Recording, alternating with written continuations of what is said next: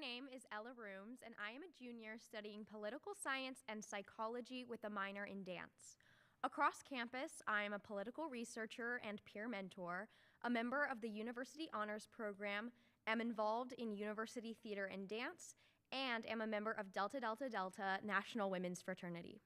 In addition, I am very proud to serve as a discussion group coordinator and am a member of the Student Advisory Board, the official student group of the Institute. The Student Advisory Board is a bipartisan group whose members can access many great opportunities through their involvement with the Institute, including volunteering at programs, networking with our special guests, and professional development opportunities. Additionally, this summer, I had the opportunity to intern with Congressman Jake LaTurner as a direct result of the experience and involvement I've had at the Dole Institute. If you are a student and would like to join the Student Advisory Board, please email us at dolesab@ku.edu or speak with a student worker after the program. A video of today's program will be available on our YouTube channel. You can also access videos of past programs by visiting our YouTube channel. A loop hearing system is available to use if you have a T-coil hearing aid. We also have a limited number of listening devices. If you have questions about the loop system or at any time during the program you have difficulty hearing, please alert one of our staff members. After the program, we will have some time for the audience to have questions. If you have a question, please raise your hand and a student worker with a microphone will come to you. Please stand if you are able and ask just one brief question. If you are a part of our virtual audience, you may submit your questions at dolequestions@ku.edu. The Dole Institute's mission is to foster civil and respectful discussion around important and often difficult topics. Please phrase your questions with this in mind. Before we begin, I'd like to remind you to please turn off your cell phones. Now, please welcome me in welcoming Dole Fellow Jonathan Shorman. Well, thank you for that, and thank you all for coming. This is our Battle for Congress panel, and today I'm really happy to have joining me Nathaniel Burkhead, who's an associate professor and the department head at Kansas State University's Department of Political Science, and also a university distinguished teaching scholar. His research and teaching focuses on Congress and state legislatures and the representational relationship between constituents and their elected officials. And also we have Natalie Andrews, who covers the Trump campaign for the Wall Street Journal. Before that, she reported on the US Congress, writing about House and Senate leaders, the intra-party dynamics, as well as domestic policy and government spending. She joined the Journal in 2014, first as a social media editor, but she previously worked at KSL News in Salt Lake City and for the San Diego Daily Transcript, which is a business daily publication. So thank you both.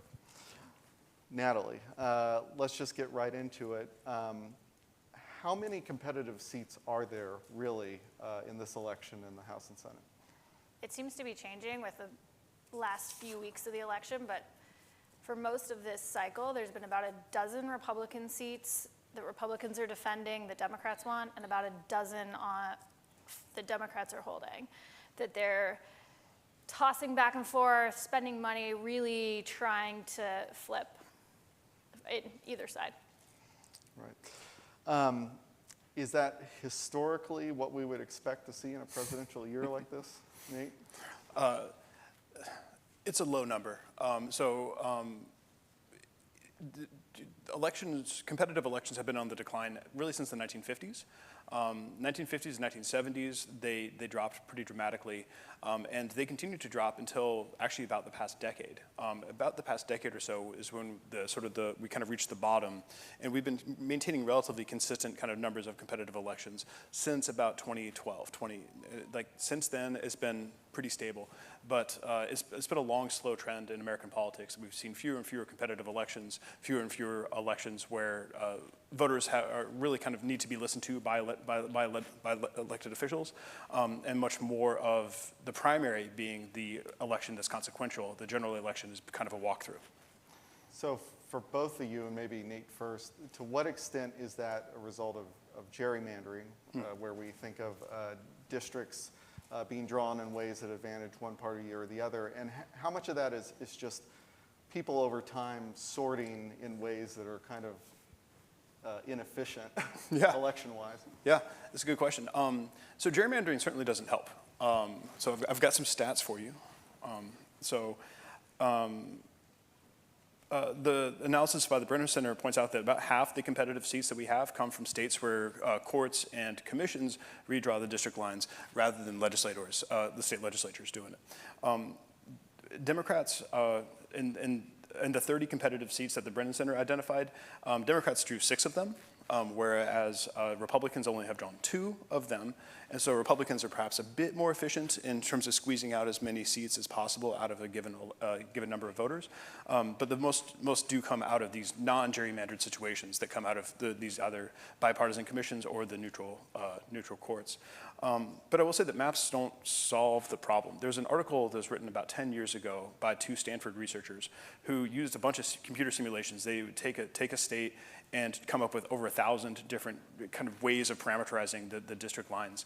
And they found that most of the time, the results really matched the outcomes there. And the reason for that is that Democrats are clustered in a few areas, right? They're clustered in urban areas, or they're clustered in old mining towns or college towns, or in old kind of like 19th century kind of mechanical industrial towns as well, that are very easily swallowed up by the vast Republican kind of rural areas just outside of that. And so gerrymandering doesn't help, but I would say that it accounts for a relatively small percentage of the fact that, to go back to your point about voters not being not very efficiently dispersed throughout the states. And parties change their priorities too. You see, we're always talking about suburban women or these things, or you'll talk about people who had traditionally been Republican, but they feel as though their party's leaving them, so they find themselves more maybe center left. And then we talk a lot now about white working class voters who traditionally were Democratic, maybe they're members of a union, and they find themselves aligning more with Republicans, and so those geographic areas don't necessarily help. They find themselves, they're realigned a little bit. Yep, that's a really good point, is that as we're kind of getting to this diploma divide, right, that it's more and more people who have advanced degrees are Democrats, and fewer people without advanced degrees are Democrats, then what that tends to be is that diploma divide does also kind of cluster with where you live. If you're an MD, it's very hard to live in a rural town that doesn't have a medical clinic, let alone a hospital, right? And so then those people tend to kind of cluster themselves into urban areas, reinforcing the trend that you're describing. Yeah, and even though we're talking about Congress, I imagine Donald Trump's presence in the political scene has accelerated some of those trends. Absolutely. Yeah. There's not, right now with 2 weeks ago till the election, there's a lot of talking about who is the undecided voter at this point. Like, do you just love mail? Like, who are you? And texts. Yeah, do you just love getting texts and hit up for money by both parties? So the idea of these voters kind of sorting themselves out, figuring out who they are, seems to already be happening. There's not many people in the world, in America, who don't have an opinion on who Donald Trump is right now. Well, Natalie, are there 2 or 3 House races you're watching closely that might be indicators of what we would expect to see nationally? So I think on election night, I'll be keeping a close eye on the New York House races that Biden won. There's 3-ish, 4-ish. One, Democrats feel like they've already won, and Republicans have also stopped spending there. So that's Brandon Williams' district. But there's about 3 there that could be kind of indicators on how the night could go. And so those will be interesting to watch. Don Bacon in Nebraska has me fascinated because Don Bacon has been a Trump critic. Looks like the Democrats could finally win that seat, which could also be interesting for the Electoral College because Nebraska allows a vote to go to who wins that seat. And Don Bacon, I mean, should Donald Trump take the presidency, Don Bacon is such a Trump critic, it'll be interesting if Donald Trump's the president to not have Don Bacon in Congress. So that seat is one we're watching too. He could be the deciding factor on if Ukraine gets more money, et cetera. So for people who might not be familiar, can you tell us a little bit more about Don Bacon? Don Bacon used to have a pig named Betty Bacon who would be in parades. But also he's a national security hawk. He's an old school Republican who has, He represents the Omaha area and has managed to kind of thread this needle of winning over Republicans and Democrats time after time as Omaha has become more Democratic. It's still very split, but he's managed to kind of be that Republican that can still win over Democrats while aligning not closely with Donald Trump, but while, saying he's part of the same party and for the same goals. He's campaigning on some of the same things that Donald Trump's campaigning on right now. We joke, those Republicans have largely been extinguished, and he's one that has managed to stay. I'll add two that I'm watching as well. I'm watching the ones that you mentioned very closely, especially because I'm thinking in two different terms. Like one is temporally, polls close at 7 o'clock-ish here, right? We're all going to kind of run home and then go check out the news and kind of see where things are. And so Jared Golden's race in Maine, so he is a Democrat who managed to win in a red-leaning district and had been a gun rights supporter until the shooting there in Lewiston, the horrific shooting was about a year ago, and actually reversed his stance there. And so I'm curious to see if he still has the goodwill of the district or if something as salient as guns, especially in parts of rural Maine, goes against him. The other one, which I hope we're all well in bed by the time we find out about, is Mary Petola's race in Alaska. She's really, I know, Jan, you're kind of running this, you kind of want to talk about how candidates are trying to position themselves as unique, as vessels of a party or as kind of distinct from, so we'll kind of also not preempt you on that one. But she's running a campaign. Her campaign slogan is, oh gosh, I'm going to forget the order, but it's fish, family, and freedom. Yeah. All right, that's such a unique approach, right? But she's very effective at it. Nonetheless, Alaska is, again, very conservative, and so we'll see. She was quite a shock to win when she did before, and so it'd be interesting to see if she's able to kind of hold on to it. Let's do the same thing with the Senate. Maybe not 3 or 4, but maybe 1 or 2. One. Really one? Yep. One? Ohio. Okay. Yeah, I'll let you go. Yeah. I think the one that has my attention, it's a toss-up for me between Montana and Texas for different reasons. Montana, I think a lot of Democrats had written off until John Tester's opponent, Donald Trump will win Montana by such a large margin, but John Tester's opponent has had numerous bad headlines, like did he get shot when he was in combat, or did he shoot himself? These are kind of weird things that stick with voters. So will it matter, will it not? I don't know, but Tester makes the case that there is such thing as a Trump-Tester voter. And then Texas, I think we've been writing the will Democrats finally turn Texas blue story for years and years and years. And they're so excited about Colin Allred, and he's also not as maybe, I don't know if Beto is polarizing, but he had said a lot of things that were more left-leaning, whereas Colin Allred, the minute he got into Congress, he was much more centrist. So there's not this old reel of clips you can play where he's saying he's going to burn all the guns or doing things that Texans wouldn't like. So I'm intrigued by that race. I don't think Colin Allred's going to win, but it'll be when I wake up on Wednesday and check the score out. Yeah, absolutely. Yeah, I agree. The Texas race, I think, is interesting. Colin Allred has really run a good campaign. He has attracted lots of money and supporters, and I think it helps him that he's running against Ted Cruz, not John Cornyn. John Cornyn is much more easygoing, right?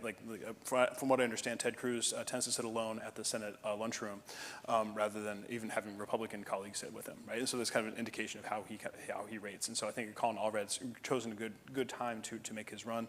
I think ultimately Cruz comes out ahead, but I think it will be very close. And I think he will not be sleeping well on Tuesday. The race that I'm really interested in is the Ohio race. I'm also watching this Nebraska race closely because that's wild, and we should talk about that. But the Ohio race, Ohio went from being, for the very longest time, like the bellwether state that determines which direction the states go. It has since really kind of consolidated in the Republican Party, and so. But nonetheless, Sherrod Brown seems to be he's kind of in the mold of John Tester, who's able to have this unique persona that allows Republicans to feel comfortable voting for a Republican candidate and then still voting for Sherrod Brown. Polling seems to suggest that Sherrod Brown should be kind of okay, but I'm kind of curious about with it being a presidential election year, there's going to be a whole lot more people that turn out to vote that normally wouldn't be turning out to vote, that are probably going to be voting for Trump. And so then I would expect that it's going to be some nervous minutes.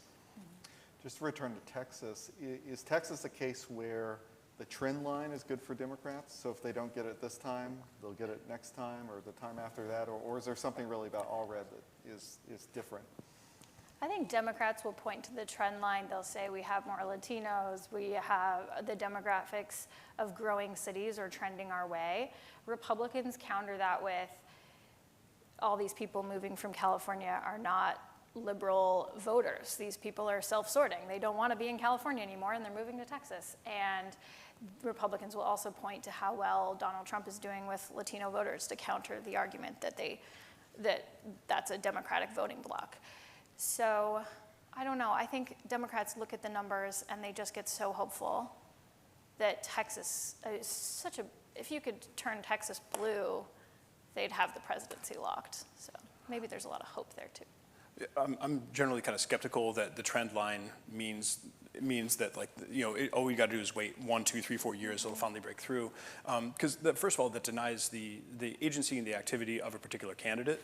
And so you can be, even if Texas would otherwise be trending blue, if you just simply have some Republicans who run and are able to adjust their campaign style, adjust their rhetoric, adjust the issues that they emphasize, I think that deprives that kind of like demographic destiny, so to speak, that Texas has been sort of Democrats have been wish casting for. And Cruz, like to your point, like Cruz is particularly not loved. He had the famous, like, he went to Cancun when Houston was in a big storm moment. That was not popular in Texas. And he has a podcast where I had the joy of listening to it for hours upon hours for a story, and it's very much conservative red meat, but then they're trying to pitch that he's bipartisan now and that he works across the aisle. And when I was reporting on that, I went and asked numerous senators about Ted, is Ted Cruz bipartisan now? And like Elizabeth Warren laughed in my face. Like they just thought it was the funniest question ever that you could ask them. And so I don't know if Ted Cruz can sell that framing. Not to spend too much time on the Lone Star State, but one of the things that Beto O'Rourke did get relatively close. I think he got closer than most people rated him whenever, was that 2018? I can't recall. But one of the elements that, yes, he was undisciplined, right? He's saying, damn right, we're going to take your guns is not the sort of thing to win over a statewide Texan vote. It's a more liberal area to begin with, so But Allred is benefiting from the fact that Beto O'Rourke and the Democratic Party did build out an infrastructure in Texas that then Allred is able to tap into, which is a real advantage. Like close races are decided on those margins of door knockers and the rest. And so to have that infrastructure kind of already in place is certainly a real boon. And so maybe that kind of goes, I'm now arguing against myself in terms of like that leading to perhaps maybe the Democrats will finally pip the Republicans in Texas. So as we all know, the Democrats control the Senate, the Republicans control the House right now. There is talk of a so-called double flip where we would basically just switch control of which party controls which chamber. How extraordinary, well, before I even ask if you think that'll happen, how extraordinary would that actually be to just simply kind of make the flip like that? So I started going back and looking at when that last happened. Do you know? Because I'm sure you have the stat. It's never happened. Okay, it's never happened. That's helpful because I could not find it. Yeah, farther back. Post-war Congress, no. Pre-war Congress, no. No, keep going, it's not there. I think to the fact that there's a fewer base of competitive races too, it's also fascinating. But it does seem like the map has aligned. Do you want to get into that a little bit? Yeah, let's get into it. So for looking at House control, a lot of Democrats are looking at seats that Biden won in 2020 that a Republican won in 2022. So these are seats in California and New York primarily. And they're seats that Democrats say, hey, we could get a good candidate in here and win because Kamala Harris is going to run up the score in California and New York in their hopes and dreams. So they recruited candidates. In some cases, it's like a rematch. And they need a net 4 seats to win the House. So if they can win the 3 or 4 seats in New York, there's 4 seats similar to that in California. If they can defend their seats, win 4 elsewhere, they can flip the House. I think that's one reason why it seems like this flip is possible, because you have those competitive seats in states the Democrats are going to win. You want to take the Senate? Sure. I think the Senate is a particularly bad year for Democrats. So there's 33 every year. As I'm sure you all know, each election cycle, 33 of the Senate seats are up for re-election, right? So there's kind of that rotating thing, and it just so happens that the Democrats are defending far more seats than the Republicans are, and that means that the Republicans' job is far easier. They don't have to really kind of counter the Democratic mobilization so much as they're able to go off and attack. Moreover, it's particularly bad for Democrats because they're relying on places like West Virginia, where Joe Manchin is out. That's not even, the Democrats are not thinking about spending money there. But they're defending a bunch of states in the Rust Belt, Pennsylvania, Michigan, Wisconsin, that they very much need to hold on to, both for the linked fate of the Senate candidates and the president as well. And then Montana, that's a tough ask, as we already talked about. Ohio is a tough ask. And so the Democrats just have a much harder time. I believe that they're defending 19 seats out of the... it's already so narrow, so they have 51 seats. They lose 1, and Trump wins, they've lost it. So it just seems really tough for them to keep the Senate. Does the map get better next time in 26? It's better. I was having lunch with a Democrat. They said it's better because it's not this year. I mean, this year is just so unseasonably bad. But yeah, I think next year there's more competitive seats, and you don't have a presidential candidate who's going to pull people out one way or the other. Also, would it be like, I mean, if Trump did win, would we tend to see kind of a pendulum effect in 26 then? Yeah. Yeah, I think that it's a relatively even balance between who is defending whose seats in 26. But the Republicans a lot of the Republicans that are up are defending relatively safe states. And so I think that the focus will really be on, for Democrats, the focus will be on trying to flip Maine and replace Susan Collins, North Carolina to kick out Tom Tillis, and then Texas, the Democrats will take another bite at the apple there. But again, that'll be against John Cornyn, who's a much more solid figure. But then the GOP is going to be targeting 2 pretty vulnerable folks, Mark Warner in Virginia and John Ossoff in Georgia. Who, pity the Georgians. They've had so many elections in the past couple of years. So but yeah. Congress is one of our most beloved institutions in the minds of the public. I'm a little sarcastic there, but I mean, it's actually reviled for gridlock, or at least the perception of gridlock. If the parties control different chambers, if we do have the double flip, are we going to be gridlocked in a different way? Does that question make sense? Would we expect to see different stumbling blocks appear because the Democrats control the House versus the Republicans right now, and the same with the Senate?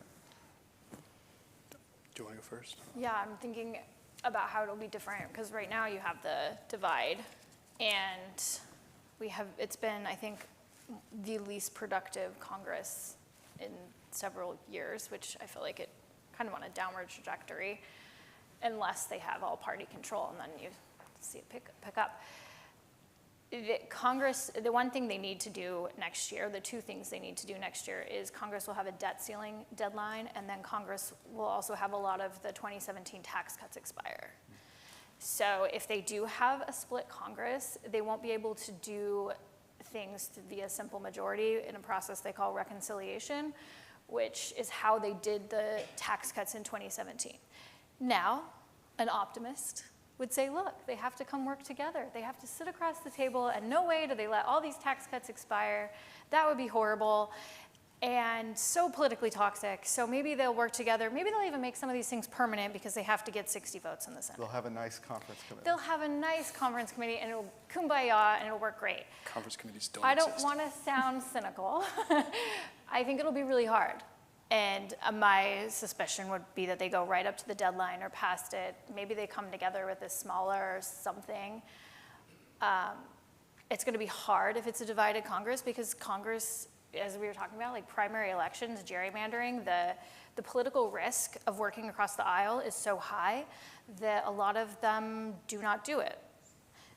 Now, if you have a Congress that's focused on working on the middle, you take out the angst of, say, the House Freedom Caucus and things like that. Speaker Mike Johnson is already talking about changing the rules so he can't be ousted next year like Kevin McCarthy was. So you could see a slightly more productive Congress than Mike Johnson has been able to do since, but it's going to be tough. And the debt ceiling, they're used to coming together on something, but as for solving other problems that Americans have, whenever I travel for stories, there's so many things that Congress could do to, and most lawmakers will acknowledge that they see so many problems, but they have such a hard time keeping the lights on that it's hard for them to problem solve beyond that, which is a very frustrating thing for many members of Congress, and I think for the American public.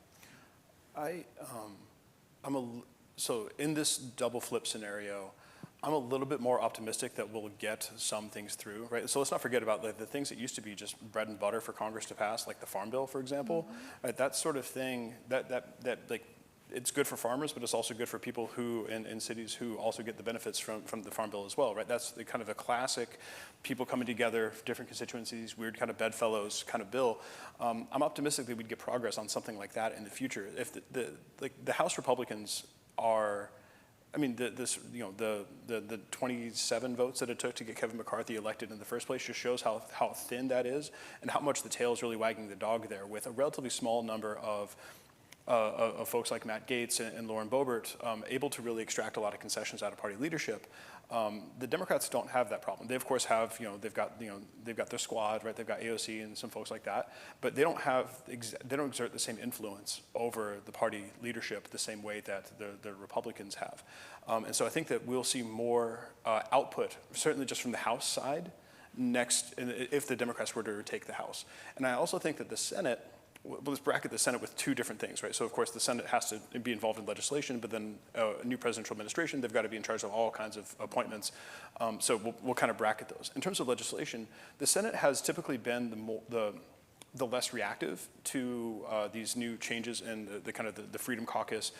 You of course have your Ted Cruz's and your Rick Scott's, but there's a whole lot more folks who are like Jerry Moran or like Tom Tillis, who are able to still get things through.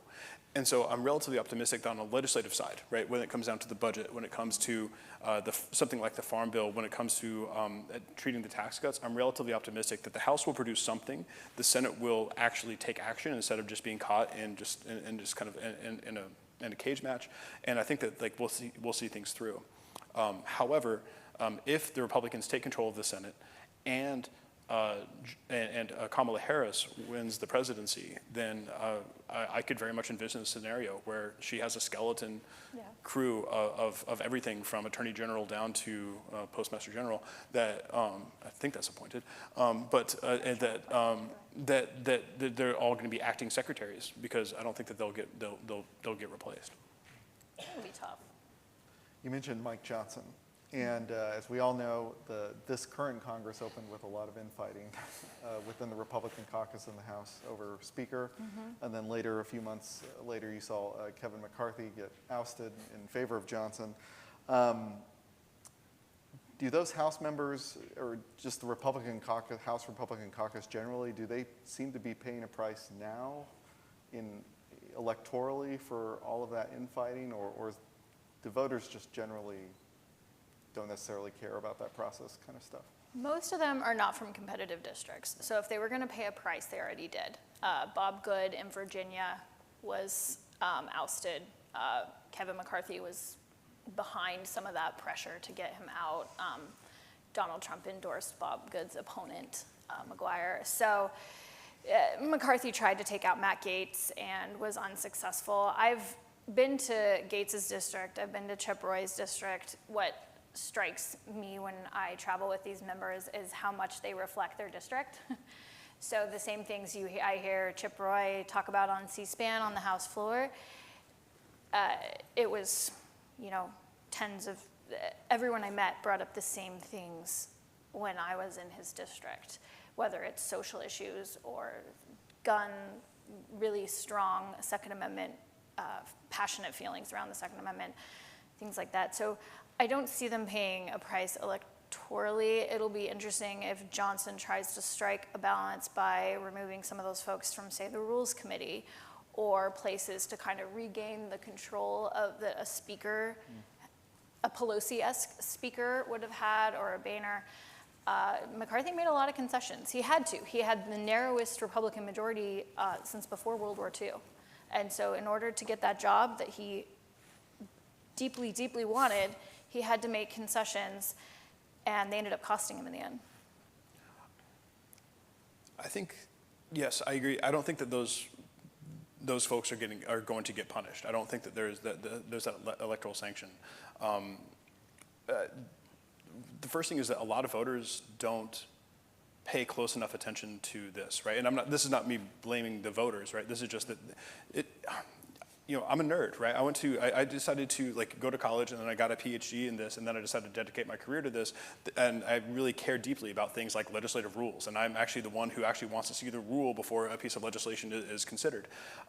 That's weird, right? Like it's weird for me to want to do that. The House Freedom Caucus loves that. They do. So you would fit right Thomas in. Massey's all about it. Yeah. But he's not a member of the House Freedom Caucus, but he'll tell you. he'll tell you that, but he's adjacent. If it looks like one. But that's arcane, right? The sort of the rules and the concessions that McCarthy made are relatively hard for average folks to come to terms with.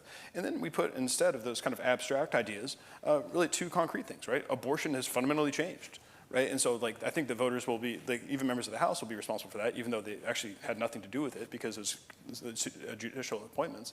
But I think people will pay a price for abortion. I think other people will pay a price for inflation, right? Those two things I think are far more real, far more salient to voters than the kind of this idea that they just can't get their house together, right? And even attributing blame, who do we blame for this? Is this Matt Gaetz? Is it other folks? That's just it's a high information cost for the voter, and I don't think most are kind of down for that. I will say, it looks like Scott Perry in Pennsylvania, that's become a central issue in his race, and he's in a tough race. He has a really good Democratic opponent, former journalist. That's why she's so great. Just kidding, I have no idea.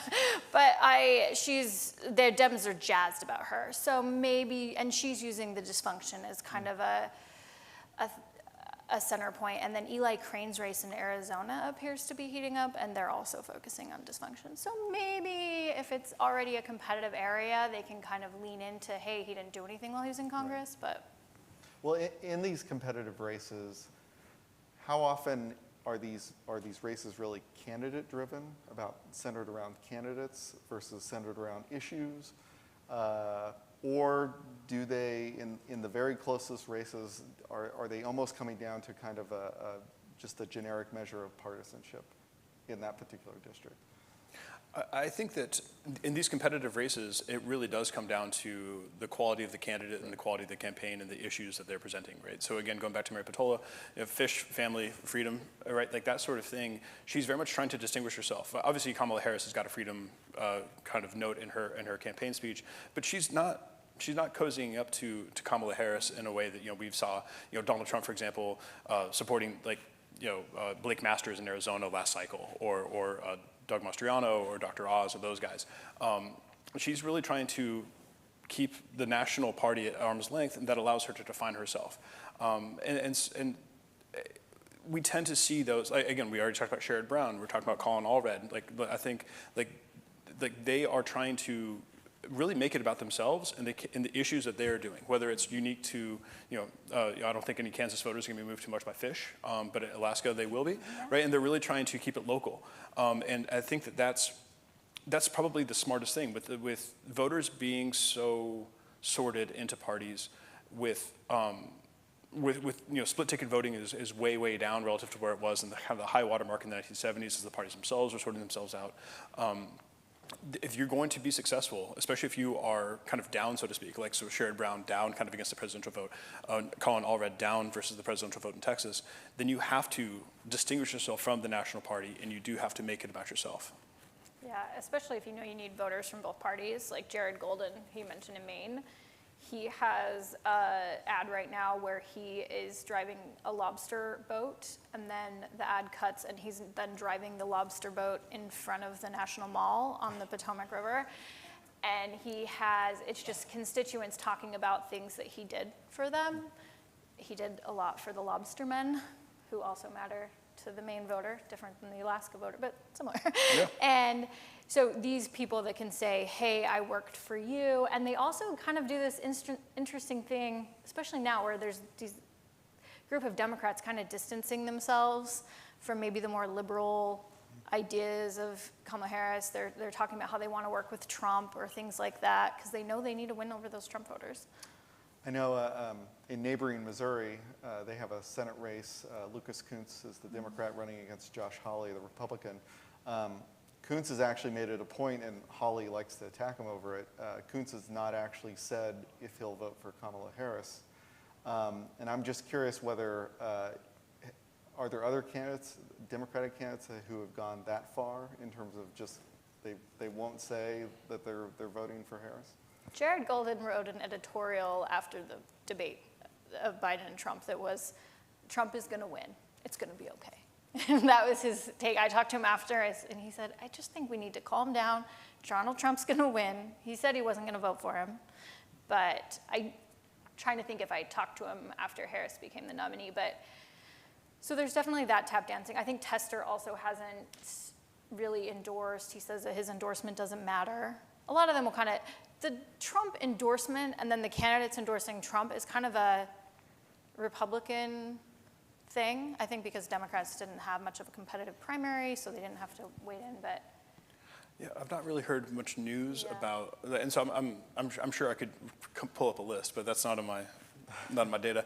I've not. It doesn't seem to be. It seems to be that both, like, the Harris campaign does not care if they get endorsed by particular candidates, and that candidates. It's very much going back to the old kind of leadership model, which is, vote your district, right? Like, when legislators, like Nancy Pelosi is very good at this. It's like vote your district all the time. I might need your help on a couple votes, right? And so then what that allows you to do is just keep that seat blue, right? Maybe she would like them to vote more often with the party, but she understands that it's necessary to stay electorally viable is to vote more conservative against the party at times, right? And so I think that the Democrats are taking that kind of model and applying it to this endorsements. Whereas I think the Republican Party is a very different bit, just based on the personality Donald of the Trump candidate. wants loyalty. That's right. Yeah. In this divided government scenario or divided Congress scenario, is there any reason to think Trump or Harris would approach divided government differently than the other? How would each of them kind of handle divided government? I think Harris would really approach things from a pragmatic lens. She's shown herself, people will criticize her for flip-flopping on issues from, the 2020 primary to now and that sort of thing. So I'm not here to kind of discuss the merits of that or the flaws of that, but it indicates to me a certain amount of pragmatism, a certain willingness to move with the winds. And so I could imagine, she said that she'd support Jem Langford's very conservative immigration bill. And so I think that I can imagine her working with Congress to a much greater extent than I could expect Trump to. I could expect, to the extent, say the Democrats take the House, the Republicans take the Senate, I could see a lot of senators working closely with Donald Trump to decide what he wanted, right? So then, they ultimately become the backstop that he doesn't need to use his veto pen. But I could imagine Congress to be much more productive under a Harris White House than I could imagine being under a Trump White House. Yeah, it'll depend on who the congressional leaders are, I think. And how much power they have. Yeah, John Thune versus a Cornyn could be an interesting dynamic, or a Mike Johnson, who his biggest win came from needing Democratic votes to get security funding for Ukraine and Israel across the finish line. So it could be interesting. Donald Trump has surprised folks when he was in the presidency with wanting to work with, he called them Chuck and Nancy. At times, and then sometimes his deal that he would work out would blow up. It'll be interesting. I think there's also untold outside pressures that come in, worries about a primary, worries about outside groups spending in your district that can make people nervous. I think both candidates, Trump or Harris, would probably do as much via executive action that they could without having to rely on Congress. Is there a world where that Langford immigration bill has new life next year? The Langford immigration bill has no text.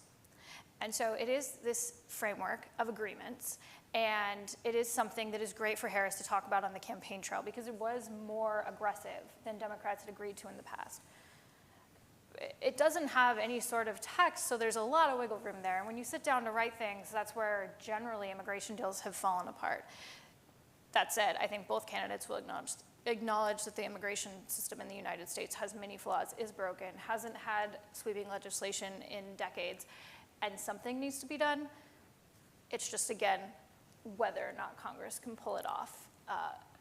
It's so hard. It is the issue that bedevils Congress year after year. And it's one of those issues, too, where the American people just hurt because of it.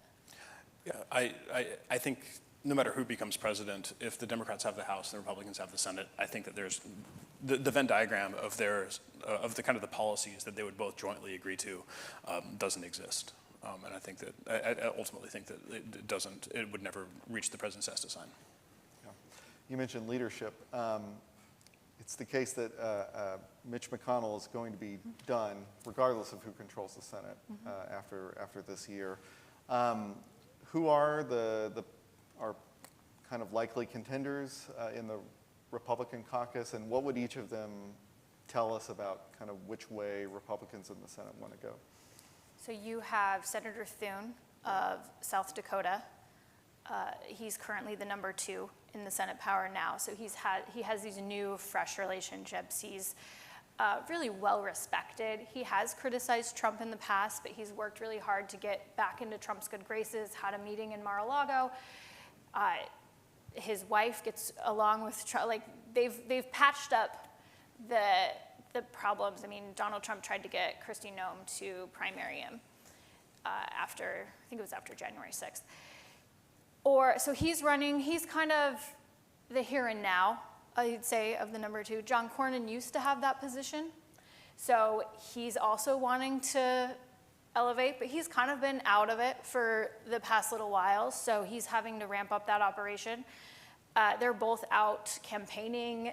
They're both out meeting, and, where was I that John Thune popped up? One of the swing states where they have an open Senate seat. They're both out raising money, headlining events. And then you kind of have probably a wild card. You have Rick Scott, who is interested but won't have enough votes to win. But does he pull some people away that allows for a Thune or a Cornyn?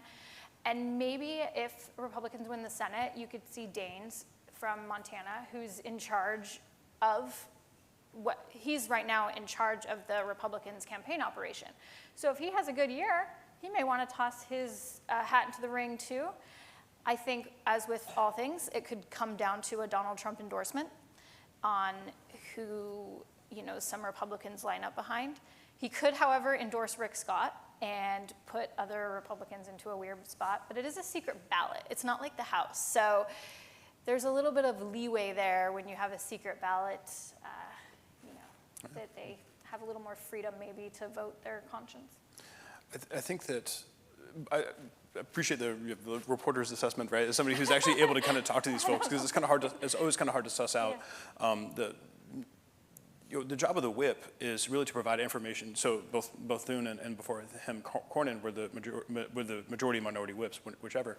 And the job there is really to work with members and then to work with the leader, right, to communicate information back and forth about what the priorities are, what we need to do to get you across the line, right, what kind of sweeteners we need to add to the deal, that sort of thing. It really is about building those relationships. Yeah. And so, and given that they've both served in that function and they've both served in that function under Mitch McConnell, I from outside, I'm not really able to tell who would be dramatically different in many of those respects.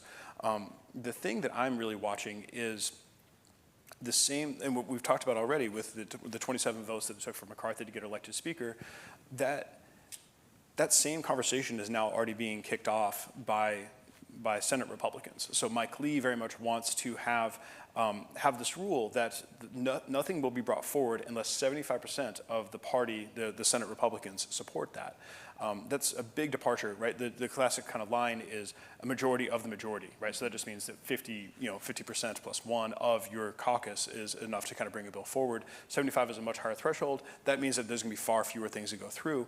Meanwhile, though, Tom Tillis, North Carolina Republican, thinks that idea is a non-starter. And so if Lee has this idea and some other ideas that really weaken the power of the Senate Majority Leader, then it's not going to matter, and those catch on, then it's not really going to matter if it's Thune or Cornyn, because their hands are going to be just about as tied as McCarthy's and Johnson's have been.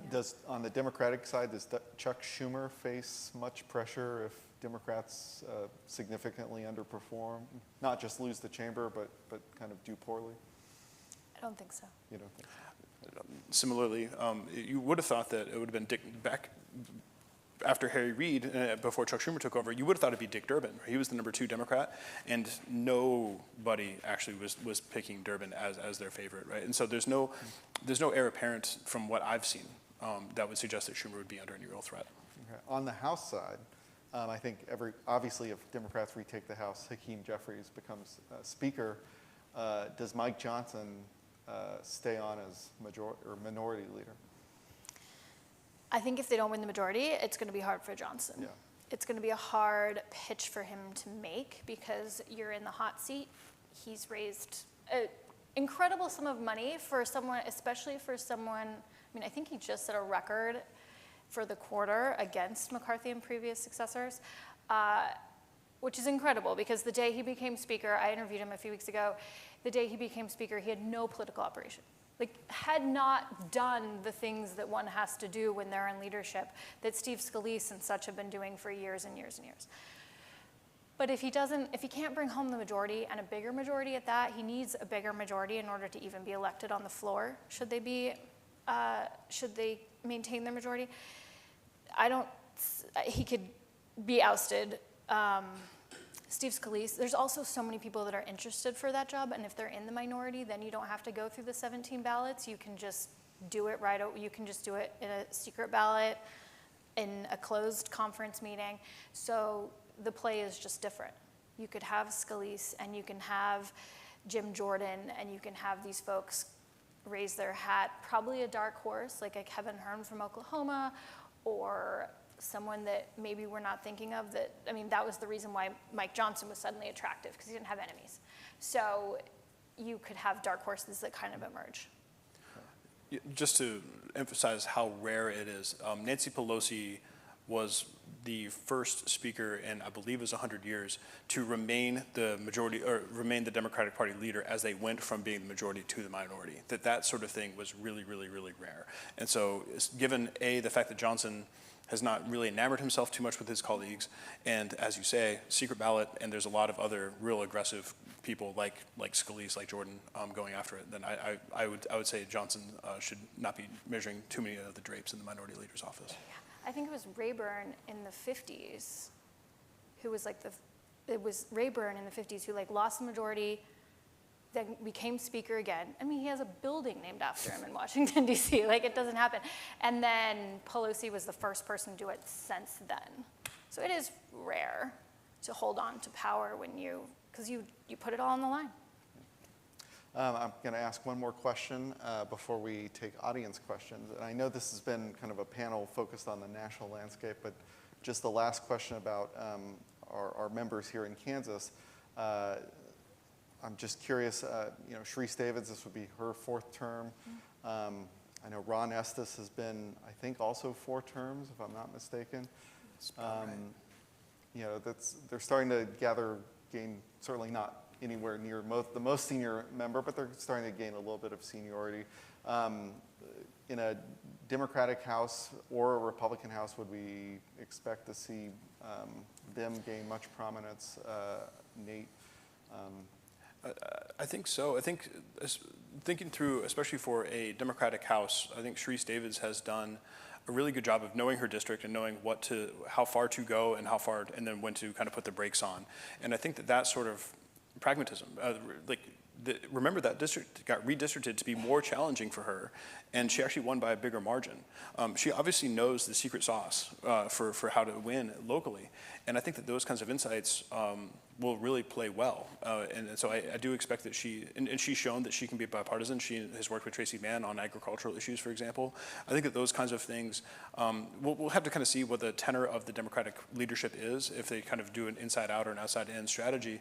But I could absolutely see her continuing to rise through the ranks. I think Estes is harder for me to forecast, I think partially just because the House Republicans are so dysfunctional that it's very difficult to kind of make any kind of projections. But he tends to keep a pretty low profile. And so I'll kind of defer to him. And what's interesting is the low profile ones are often the ones that are, House Republicans are interesting. They have a term limit on committee chairs, so you could be a committee chair for 6 years and then you're out, not out of Congress, but it tends to allow the folks who follow the rules, rank and filers, rise up through committee positions, as if you're not out there making a stir.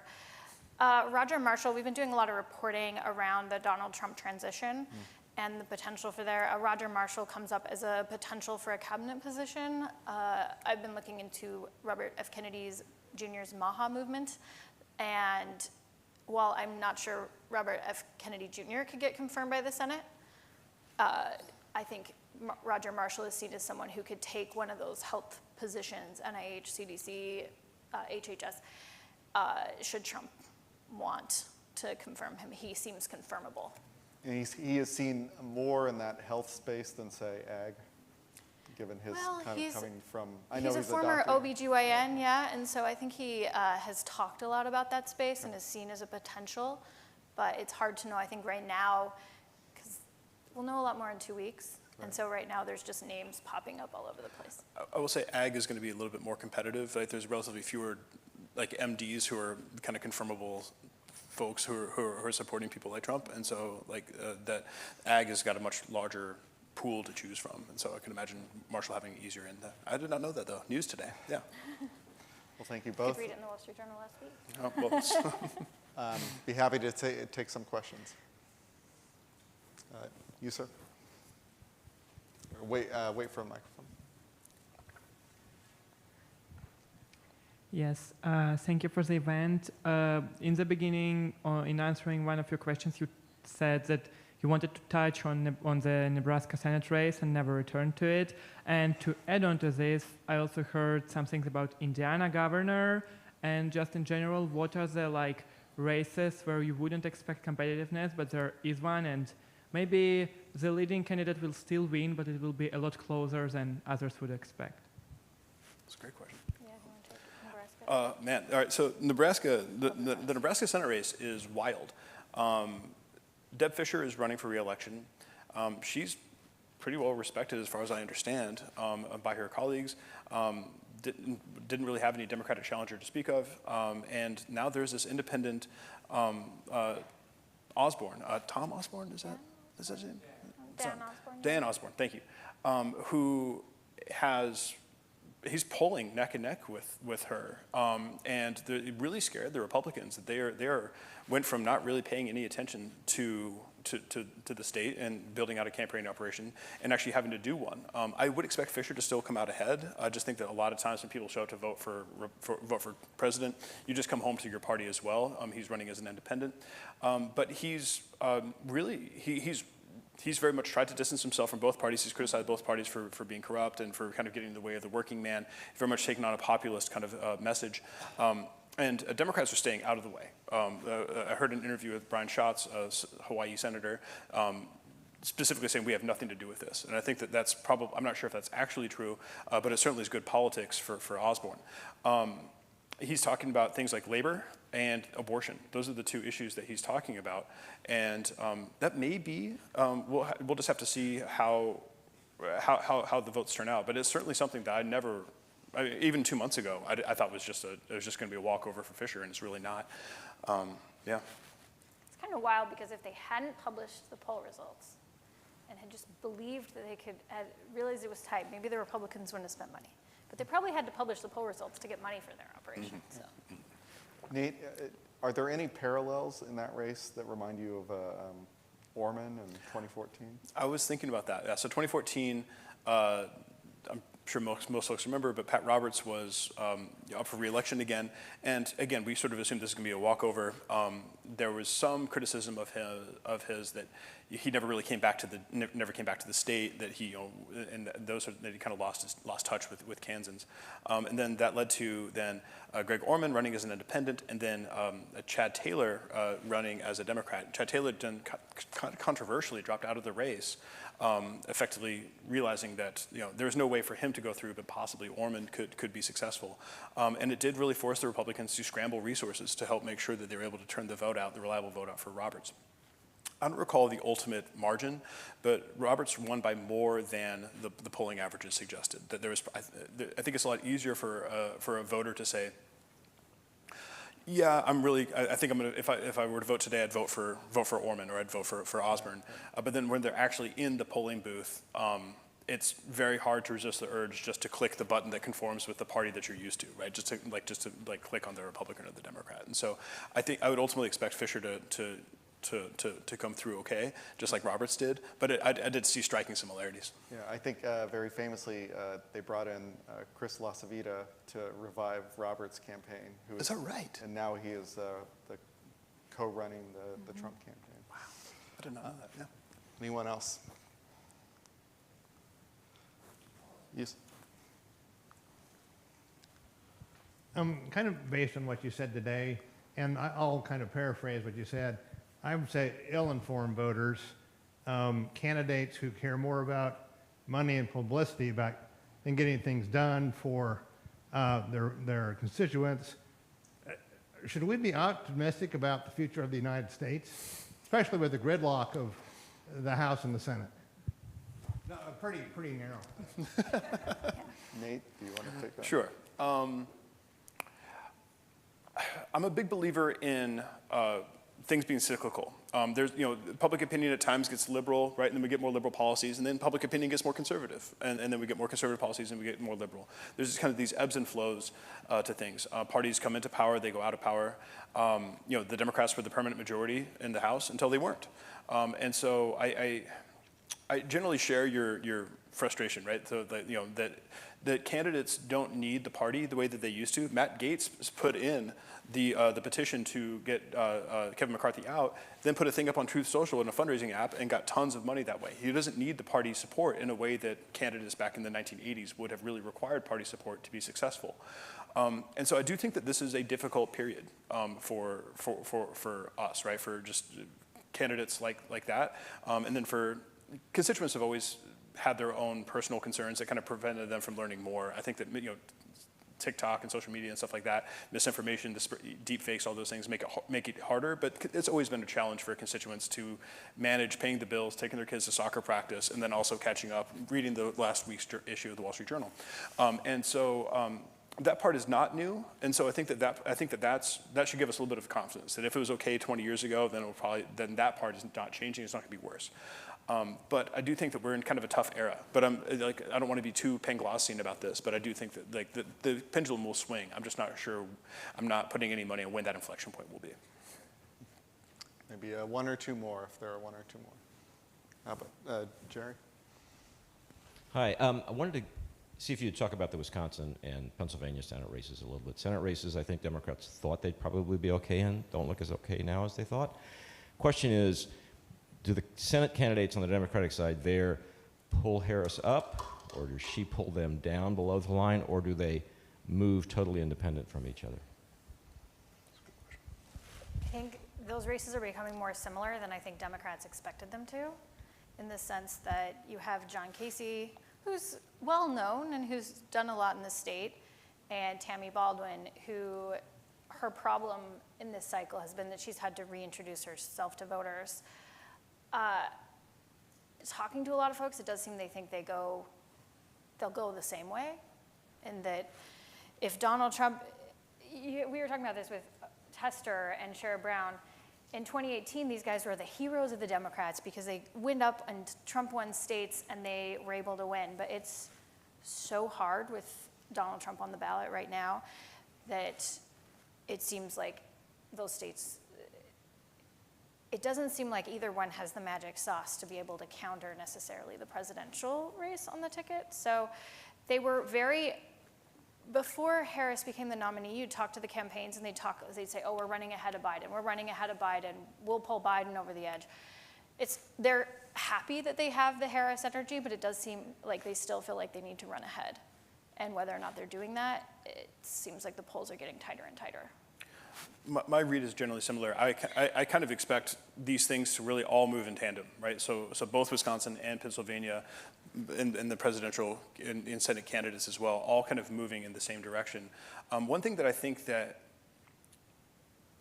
if I were Casey or Baldwin, I would be a little bit more comfortable with is now that Harris is there, even though the polls are tighter. The Harris campaign is doing a lot of work to chip away at sort of like Republican advantages, and not in the cities, but in rural counties. And so that in a rural county that maybe Trump wins, say 70%, maybe you can chip it down to 60%, right? To allow for then the urban areas to kind of carry you over the wall. And I think that the ability to take supporters and get them to vote is something that I think the Democrats are better equipped to do than the Republicans are this cycle, because of the decisions to adopt more of a legal strategy than a true get-out-the-vote strategy, to invest in local campaign offices rather than to a legal fund. I think that those things are going to pay dividends for Democrats, not in the hundreds of thousands of votes, but in the thousands of votes, right? But I think that when they're close, those thousands of votes matter. I think Harris, when it was Biden, they knew they were going to need a strong ground game operation. They knew that they were going to, and they've always had a financial advantage. I think they knew that they were going to have to pull voters out. So when Harris took over, they already had that ground game operation. They're planning on sending out Uber codes to people who need rides to the polls. There's already a lot in motion. The Trump campaign decided, because of an FEC ruling, that they're relying on a lot of super PACs to do their get out the vote. Elon Musk is spending untold amounts of money on get out the vote, but they're coming in late. I mean, I was talking to Turning Point last week, and they said, oh, we've reserved thousands of hotel rooms in Wisconsin and Arizona for volunteers to come. And it's like, guys, when are they coming? Like, you know, voting is starting, and you know, when do they get here? So they could be leaving votes on the table in states that they could perceivably do very well in. Yeah. I think you had a question? Hi. Do you think in the states that have abortion on the ballot issue that we could wind up with some surprises there, like in Florida or Missouri? Potentially, yeah. I mean, I think that what 22 showed us is that we really should not underestimate the motivating power that abortion has for people to get off the sidelines and go vote. I mean, we'll have to see. I think that the Florida election, I just think Florida is, you know, we talked about bellwether states earlier. I think like Florida went from being a bellwether state to not being a bellwether state pretty quickly. And I think that even abortion on the ballot may not be enough to kind of overturn that, but I do think that it's certainly a possibility. I think like Florida, there's an outside chance of seeing a flip. I think I'd go to bed pretty early on if I was Josh Hawley, even with abortion on the ballot. The counter school of thought for that is that, and Republicans have said, well, voters will enshrine their right to abortion with the ballot measure, so they won't feel like they need to vote for a candidate who backs abortion rights because they're protecting it in their state. And they'll point to congressional races in, say, California or New York where the right to abortion is already protected and say, look, that didn't do much. Abortion wasn't an issue in like congressional races in New York and California. That's why Republicans were thought to have won so many in 2022. Turnout could be debated, but that's often their counter argument. If there's one final one, if I think you rate, I'll let you two decide. I'm wondering a little bit about once they're in Congress, and you have to work together. That's the thought behind it. How much fear is there, I'm going to say on the Republican side, because of the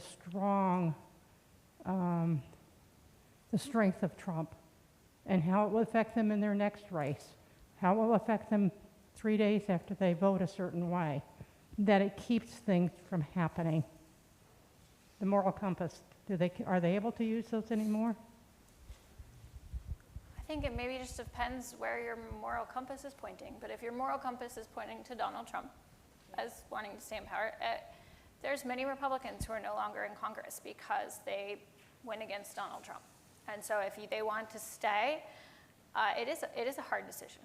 It is hard for them. And I think the makeup of the House Republican Conference right now are many Republicans who agree with Donald Trump widely on a lot of issues.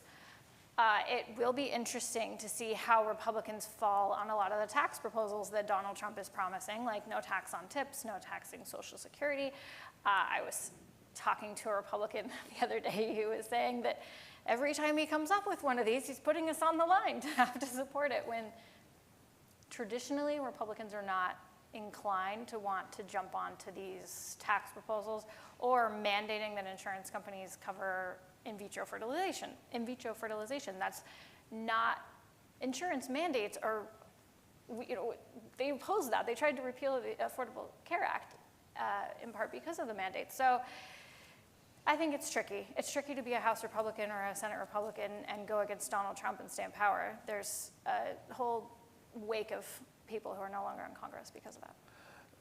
I think that if we think to the shutdown that came as a consequence of the border wall, right? That Trump was hinging the budget on if there was money for the border wall or not, and ultimately he had to cave on this. But that was at a different time when he had not the same sway over the Republican Party, the Republican voters, that he has so much influence over right now. And so I think looking to the past can be kind of instructive, but I do think that I would expect him to be able to have a kind of insight or influence over legislative procedures that we've not really seen a president have for quite some time. And what that makes me think is less about what Congress will be producing, right, but rather what Congress will not be doing. Right? And so I think that Congress will be, I think, relatively inefficient next season anyway.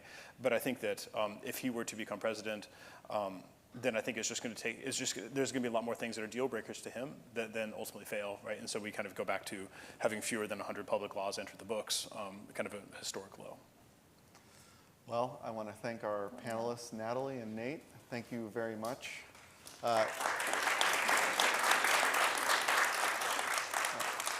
Thank you to the Dole Institute for hosting this, and thank you all for coming out. We will have a post-election Kansas panel, and I'm blanking on the date, but that'll be November 20th. I hope you all can come back out then. We'll kind of dissect what happens in Kansas. Thank you so much.